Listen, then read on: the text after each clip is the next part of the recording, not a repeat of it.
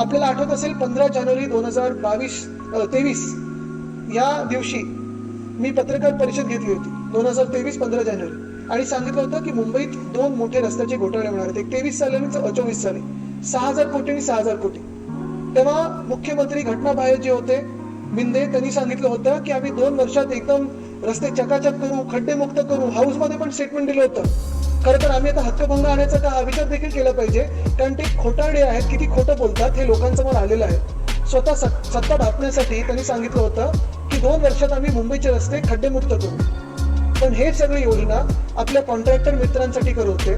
मुंबईचे पैसे कॉन्ट्रॅक्टरांच्या खिशात गेले, कदाचित मिंदेंच्या घशात गेले असतील. पण आज एक चांगलं झालं, मुंबई महानगरपालिकेच्या आयुक्तांनी एकनाथ शिंदेना एक्सपोज केलेलं आहे.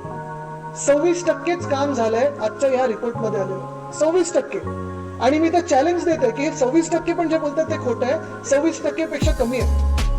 कुठे कुठे जे खोदून ठेवलेलं आहे, कुठेही रस्ता पूर्ण झालेला नाही. मी तर चॅलेंज देते मुंबई महानगरपालिकेला की जे चेहर साहेब असताना जे सांगितलं होतं ना आम्हाला की आम्ही CCTV लावू, फुटेज दाखवू, प्रोग्रेस रिपोर्ट दाखवू, 50% तरी तसं दाखवा काहीतरी करू.